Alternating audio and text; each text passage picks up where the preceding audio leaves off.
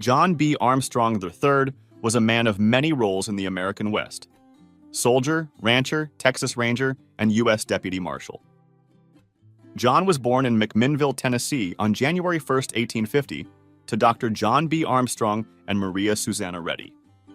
His family had a notable lineage. His maternal grandfather was Charles Reddy, who served as a U.S. representative from Tennessee, and his cousin was Confederate States Army Brigadier General John Hunt Morgan. As he grew older, John lived in Arkansas and Missouri for a brief period before making his way to Austin, Texas in 1871. He was described as a robust man with a distinct appearance, a full face marked by prominent brows and enhanced by a finely shaped nose and deep-set, expressive eyes. Armstrong sported a full beard and had a penchant for dapper dressing. John initially joined the Travis Rifles, an esteemed guard unit, before enlisting in Captain Leander McNelly's Texas Rangers Company on May 20, 1875. He swiftly rose to become McNelly's second-in-command and earned the moniker McNelly's Bulldog when promoted to sergeant. Alongside McNelly and their fellow Rangers, Armstrong took part in the Las Cuevas War in November 1875, venturing into Las Cuevas, Mexico, to recover stolen cattle. He also played a vital role in apprehending suspected criminals in the region spanning Eagle Pass and Laredo, actively patrolling the turbulent area affected by the Taylor-Sutton feud.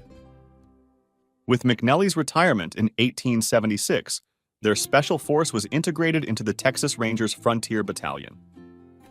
Armstrong's commitment and skill were recognized, and he was promoted to second lieutenant of the Special Force of Texas Rangers in January 1877, taking on responsibilities in the Eagle Pass vicinity. He operated on both sides of the border, participating in efforts to dismantle various outlaw groups and contributing to the arrest of John King Fisher in April 1877.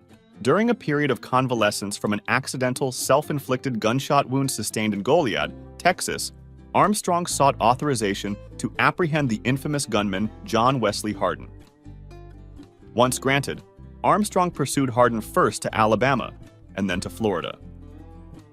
In Pensacola, he confronted Hardin and 4 of his associates on a train.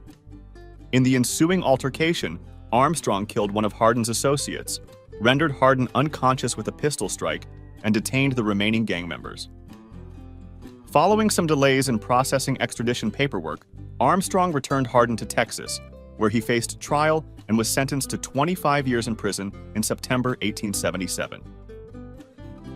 On February 20, 1878, Armstrong married Molly Durst in Austin, and the couple eventually had 7 children.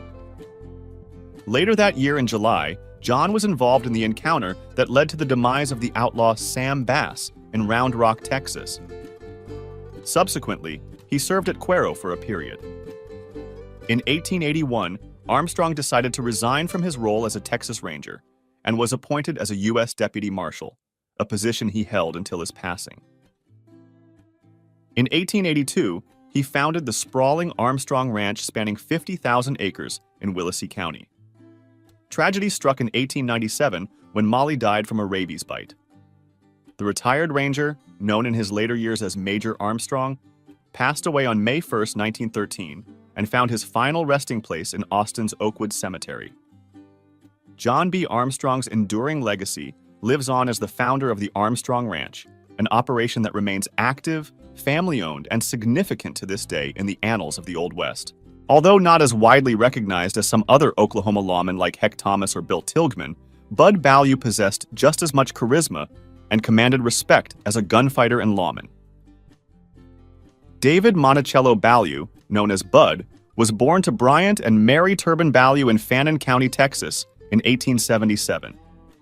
He inherited his father's nickname at a young age and grew up helping his family on their ranch, becoming highly skilled in horsemanship and firearm handling.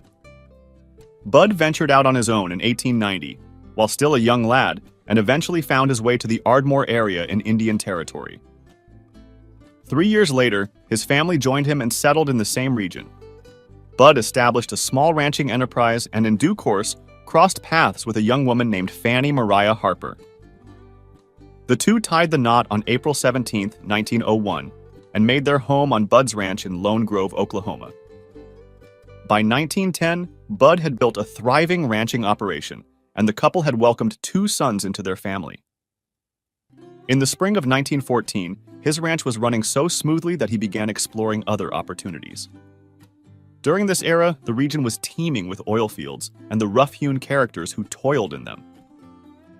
When Carter County Sheriff Buck Garrett extended an offer for Bud to serve as a deputy sheriff, Bud accepted the role. Over the next 12 years, Ballou juggled his duties as a lawman with his ranching pursuits and dabbling in oil leases.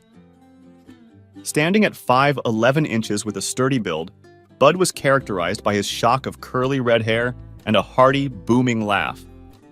He had a penchant for the gambling dens and saloons, often spotted wearing a broad-brimmed cowboy hat, high-top cowboy boots, a pistol holstered on each hip, and a sizable diamond tie tack. His cherubic countenance and ready laughter sometimes obscured the true nature of his character. Fearless and unflinching, Bud was credited with the demise of as many as 8 men during his eventful 12-year tenure as a lawman. Ballou first made headlines on November 19, 1915, when he gained notoriety for taking down Pete Bynum, who was in the midst of robbing a saloon in Wirt, Oklahoma. Bud stepped in, catching Bynum red-handed, but not without a cost. Bynum shot him in the stomach, but Bud retaliated, killing both Bynum and an unfortunate man named Allison, who happened to be in an adjoining room. Although he undoubtedly bled profusely, Bud's wound turned out to be less severe than it initially appeared.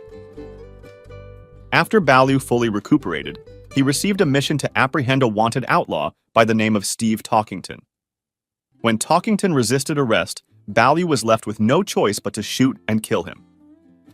Later, he was dispatched to collect a commission from City Marshal Highnote of Wirt. However, Highnote had been dismissed from his position and stubbornly clung to it, refusing to relinquish the reward. Consequently, Ballou had to resort to lethal force once again. Another deadly encounter unfolded when Deputy Ballou, accompanied by fellow officer Fred Williams, was escorting a prisoner, James Pearl, who happened to be a black man. When Pearl attempted to flee by jumping from the moving train, both officers fired their weapons, resulting in his demise. On a separate occasion, Ballou and a fellow officer found themselves in a shootout with Arch Campbell at an Ardmore barber shop. On yet another occasion, Ballou acted heroically to save the life of Buck Garrett, the sheriff, during an attempt to capture 2 highwaymen who had robbed a man named Jim Taliaferro. Pursuing the bandits, Charlie Thomas and Arthur Dusty Miller, east of Ardmore, Garrett engaged in a skirmish with Thomas. Bud arrived just in time as Dusty Mills circled the 2 men, attempting to get a clear shot at the sheriff. However, Bud acted swiftly, firing his .45 and taking down the outlaw before Mills could carry out his deadly intent. Ballou's most renowned showdown occurred on January 31, 1919, when he faced off against the former U.S. Deputy Marshal, Dow Brazel. Apparently, a long-standing feud had simmered between them because Buck and Bud Ballou hadn't enforced prohibition laws as vigorously as Dow Brazel preferred. In the early morning hours, Ardmore's chief of police, Le Seglaire, rendezvoused with Bud Ballou in the eastern part of the city, where gunshots had been reported. After a lengthy conversation, the 2 men headed to the California Cafe, situated at the intersection of Main and Mill Street, for breakfast. Upon entering the cafe, they spotted Dow Brazel standing on the eastern side of the room. Without warning, Brazel discharged 2 rounds at Bud Ballou. In swift retaliation, the deputy emptied his pistol, striking Brazel 6 times and leaving him lifeless on the floor.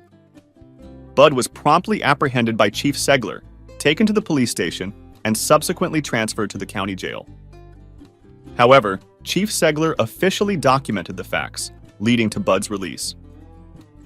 Although numerous incidents made headlines during Ballou's career, the Clara Smith case propelled Buck Garrett and Bud Ballou to national recognition. On November 21, 1920, Jake L. Heyman, a prominent oil magnate in Ardmore and a potential political figure, arrived at Hardy Sanitarium with a gunshot wound. Heyman, a wealthy oilman and Republican National Committeeman, was even considered for a cabinet position in President Warren Harding's administration. Despite the incident occurring in a small town north of the Red River, it garnered nationwide attention due to Heyman's influential status. He claimed the gunshot resulted from a mishap, while cleaning his firearm and succumbed to his injuries 6 days later.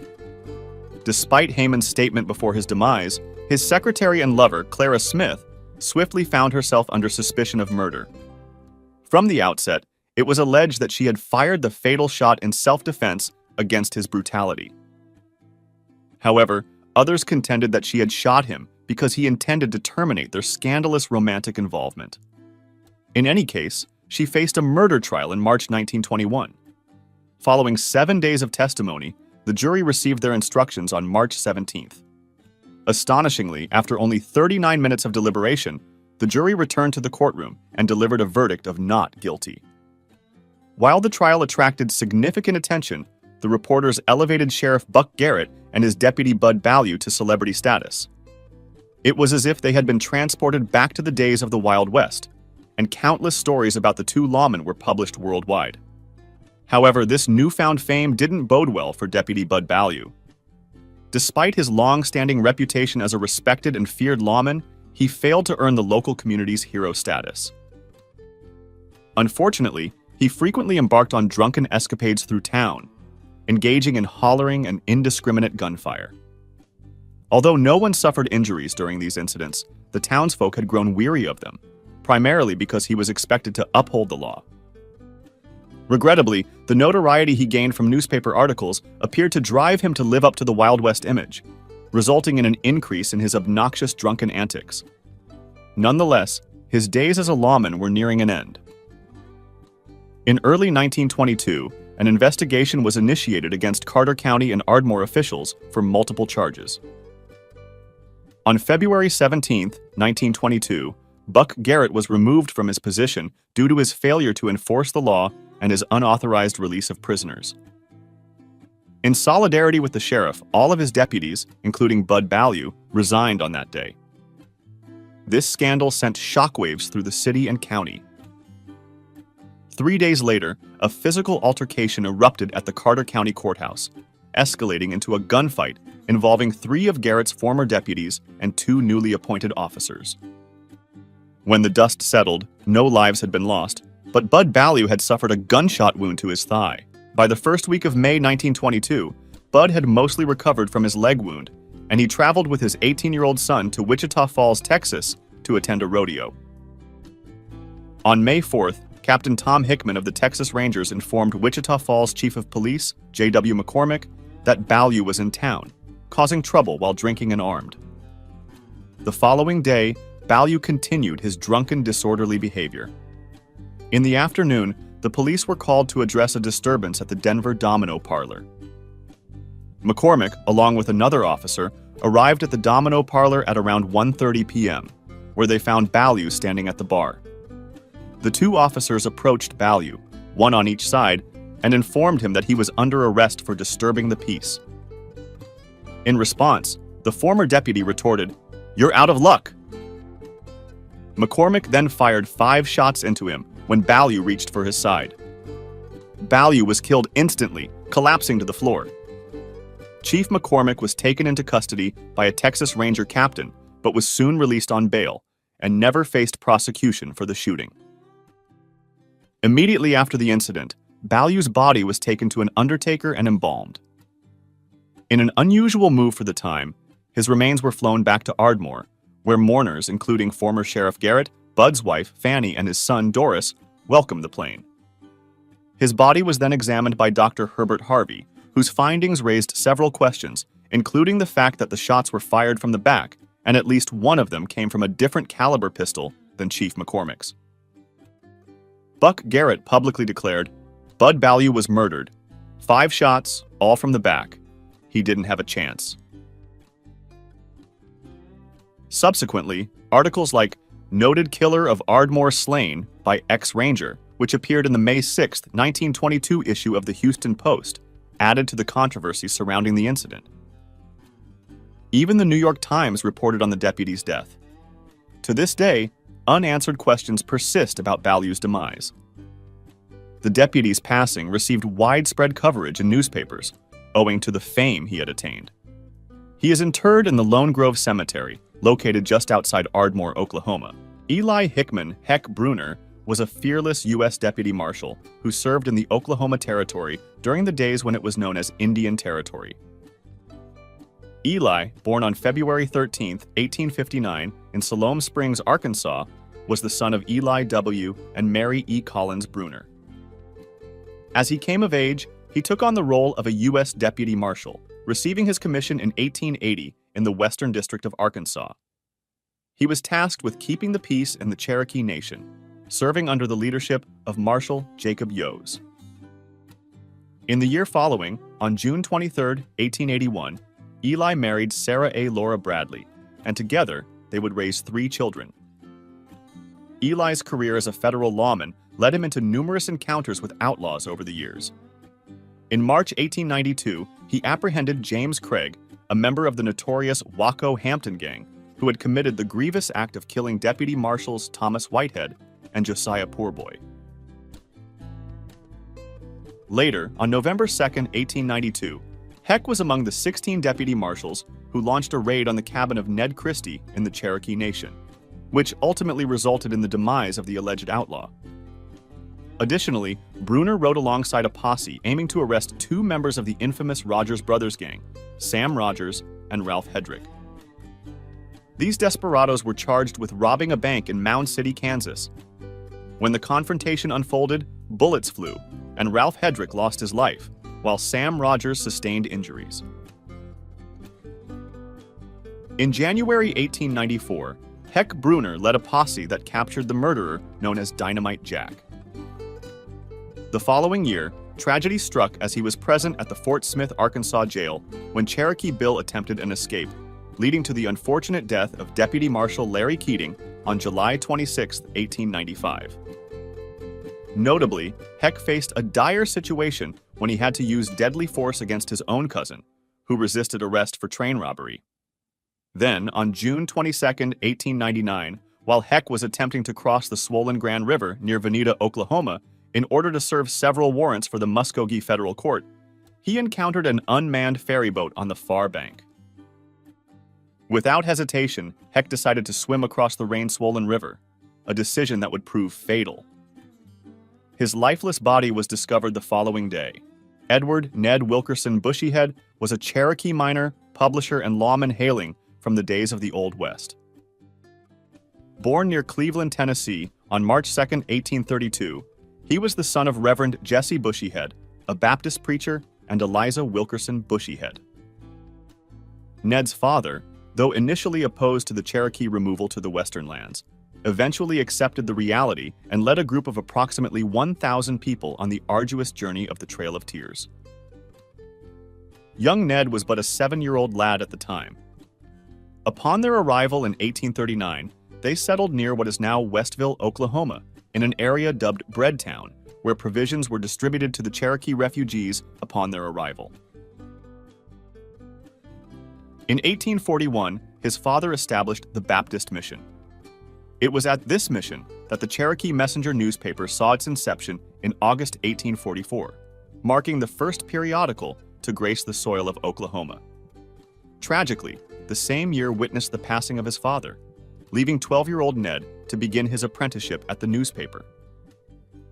Later, he ventured to Fort Smith, Arkansas, where he put his skills to work as a printer. In 1850, at the age of 18, Ned embarked on a journey alongside his brother Dennis to the Golden Promise of California. Their path led them to Placerville, where they hoped to strike riches in the goldfields. By 1853, however, Ned found himself in Calaveras County, where he initiated the publication of a newspaper known as the San Andreas Register in October 1867. Regrettably, this endeavor was short-lived, prompting his relocation to San Diego. There, he became the silent publisher of the San Diego Union, which celebrated its inaugural issue on October 10, 1868. While his brother Dennis returned to the Cherokee Nation in the same year, Ned remained in California. In 1873, he sold his stake in the newspaper for a sum of $5,000.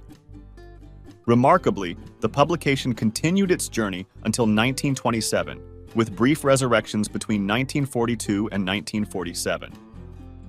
In 1875, Bushyhead assumed the role of deputy sheriff in San Diego County and entered the bonds of matrimony with Helen Corey Nichols the subsequent year. His commitment to law enforcement culminated in his election as sheriff of San Diego County in 1882, an event heralded by the local press, which stated, "No better man could have been selected." Thoroughly honest, cool, brave, and intrepid in time of danger, patient, wary, and sagacious when on the trail of a criminal, courtesy and gentle, generous almost to lavishness, he is a true type of a thorough American gentleman. He served 2 terms in this esteemed position. In 1889, he became a partner in the printing firm of Gould, Hutton and Company. A decade later, in 1899, he ascended to the role of chief of police in San Diego, California, a distinguished position he held until 1903. Owing to health concerns, he relocated to Alpine, California in 1907, where he drew his last breath on March 4, 1907, at the age of 75. His mortal remains were returned to Oklahoma, where he was laid to rest in the family cemetery at Tahlequah, leaving behind a legacy forged through the pioneering spirit of the Old West. Scott Cooley, a man of honor for his initial 3 decades, served as a Texas Ranger before undergoing a transformation brought about by his involvement in the Mason County War and his friendship with the notorious outlaw Johnny Ringo. Hailing from the rugged Texan soil, Cooley entered this world in 1845 *, only to be orphaned at a tender age when the hands of Native Americans claimed his parents' lives. Later in his youth, a rancher named Tim Williamson took him under his wing, providing unofficial adoption and raising him with the loving care of a parent. Alongside Williamson and his wife, Cooley weathered the trials of typhoid during his childhood, fostering deep respect for the couple. This reverence would prove significant when the Mason County War erupted. As a young man, Cooley heeded the call of duty and joined the Texas Rangers, serving valiantly in Captain Cicero R. Perry's Company D. His relentless pursuit of outlaws earned him a name as a formidable lawman. However, the year 1875 witnessed his resignation from the Rangers as he sought a simpler life, dedicating himself to farming and ranching near Maynardville, Texas. During this phase, he embarked on 2 cattle drives to Kansas, accompanied by his mentor and guardian, Tim Williamson. But destiny took an unforeseen turn on May 13, 1875, when Deputy Sheriff John Worley apprehended Tim Williamson on suspicions of cattle rustling. As Worley guided Williamson to the confines of a jail cell, an enraged mob of German cattlemen intervened, abducting the captive rancher and callously ending his life with a fusillade of gunfire. This tragic event marked the inception of the Mason County War in Texas, a fierce conflict that pitted the German cattle ranchers against the native-born Texans. Scott Cooley harbored a deep-seated belief that Worley had a hand in Williamson's death, suspecting collusion with the German assailants. Patiently, he awaited the apprehension of the ambushers, anticipating their prosecution through legal channels. However, when the wheels of justice failed to deliver retribution, Cooley took matters into his own hands. In no time, he gathered a band of men to aid in his quest for vengeance, enlisting the likes of John and Mosebeard, George Gladden, and Johnny Ringo. Together, they embarked on a mission to avenge the untimely death of Tim Williamson. Cooley and his loyal posse initiated their journey at Worley's homestead, where they discovered the deputy toiling by his well, accompanied by a companion suspended over the well's edge. Without hesitation, Cooley dispatched Worley with a deadly shot, sending the well worker plummeting to the pit's depths while clinging to the rope. As a macabre trophy, Cooley then scalped the fallen deputy, proudly displaying the gruesome prize to the German community. Their relentless pursuit led them to Peter Bader, believed to be Williamson's assailant, whom they promptly dispatched. Another man named Daniel Horster, suspected of complicity in the ambush, met a similar fate at their hands. In retaliation, the German faction, led by Sheriff John Clark, launched an ambush against Mosebeard and George Gladden, resulting in Beard's demise and severe injury to Gladden. Among the attackers was Charles Bader, brother of Cooley's second victim, Peter Bader. The cycle of violence escalated as Cooley and his associates exacted vengeance upon the ambushers. In turn, the Germans responded with the hanging of 2 of Cooley's Confederates. This deadly tit-for-tat persisted for months, with the Texas Rangers standing largely idle, as many among their ranks counted themselves as Cooley's acquaintances. Finally, in December 1875, Sheriff A.J. Strickland succeeded in apprehending Scott Cooley and Johnny Ringo. Yet their freedom was soon reclaimed when they staged a daring escape from the jail in Lampasas County, Texas, aided by loyal comrades. Cooley managed to elude a pursuing posse near the Llano River and was rumored to have sought refuge in Blanco County. Sheltered by sympathetic friends, he would meet his demise not long after, supposedly succumbing to the grip of brain fever. Only a handful of minor gunmen faced charges in connection with the vendetta, with Johnny Ringo among them, but he ultimately secured acquittal. Ringo would later resurface in Tombstone, Arizona, where he would cross paths with legendary figures like Wyatt Earp. Emmanuel Manny Clements, Jr. was a Texan lawman and cattleman embroiled in the Fraser-Miller feud in the wilds of West Texas. Born in the heart of Gonzales County, Texas, on January 16, 1868, to Emmanuel and Molly Robinson Clements, Manny spent his youth growing up in the rugged town of Ballinger. To set him apart from his cattle-baron father, Emmanuel Mannon Clements, Sr., often referred to as Big Mannon. They affectionately called him Little Mannon, or Manny. Notably, his sister Sally would eventually wed the infamous Killer Jim Miller. In 1891, Miller managed to secure a position as a deputy in Pecos, Texas, yet his tenure was short-lived. Only a few months later, Sheriff Bud Fraser dismissed him from the role, setting the stage for the explosive Fraser-Miller feud, in which Manny Clements would soon find himself entangled. Miller soon managed to secure the post of Pecos City Marshal and brought Manny into his employ. However, Clements drifted away to El Paso in 1894, and for the ensuing 14 years, he donned various badges, serving as a deputy constable, and deputy sheriff. During the tumultuous 1890s, he reunited with his cousin John Wesley Hardin, fresh from his prison release, as well as his murderous brother-in-law, Killer Jim Miller. In 1908, Clements faced an indictment for armed robbery. Despite his acquittal, this marked the beginning of the end for his career in law enforcement. He increasingly sought solace in the bottle, eventually meeting a tragic demise in the dimly lit confines of the Coney Island Saloon in El Paso on December 29, 1908. The fatal shot that claimed his life was rumored to come from the firearm of Joe Brown, a former constable of El Paso County. Whispers circulated at the time, suggesting that Clements had met his end because of an attempt to blackmail Albert Fall, leveraging threats to expose Fall's alleged involvement in a plot to assassinate Pat Garrett. However, no one ever faced charges for the murder of Manny Clements. Buck Garrett was a seasoned lawman and gunslinger hailing from the rugged terrain of Oklahoma. Born on May 24, 1871, in Tennessee, Buck embarked on a journey that would define his life as a lawman. He migrated with his family to Paris, Texas, during his early childhood. At the tender age of 18, he donned the role of a postman for the U.S. Deputy Marshals, setting the stage for his lifelong career in upholding the law. When the Johnson County War erupted in Wyoming back in 1892, Buck found himself summoned as a hired gun, serving under Frank Wolcott's banner as one of his loyal regulators. During this turbulent time, he stood witness to the infamous attack on the KC Ranch House, a grim event that claimed the lives of Nick Ray and Nate Champion.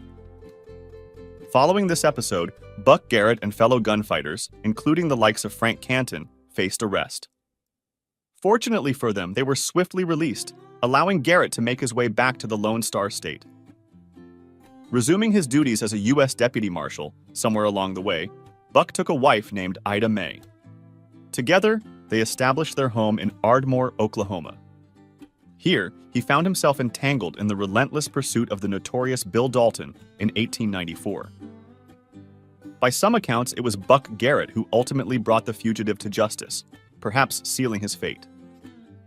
The subsequent year ushered in the establishment of 3 new court districts in Oklahoma, and Buck Garrett readily embraced the role of a U.S. Deputy Marshal, working tirelessly within their jurisdiction. In 1905, he transitioned into the role of Chief of Police in Ardmore, a position he held steadfastly until 1910. During his tenure as chief and across 5 consecutive terms as sheriff, he seldom resorted to carrying a firearm, but he exhibited unwavering resolve in apprehending countless lawbreakers. Outside his law enforcement duties, Buck diversified his interests, venturing into the realms of oil and other businesses. This venture propelled him into prosperity, a man of means who occasionally enlisted attorneys to represent individuals he had once arrested. Despite his influence, Buck Garrett found himself ensnared in controversy with the Ku Klux Klan, an organization he deemed perilous. This stance eventually led to his downfall, culminating in his electoral defeat as sheriff in 1922. Subsequently, he grappled with a stroke and succumbed to the hands of fate at the age of 58, finding his eternal rest in Ardmore, Oklahoma.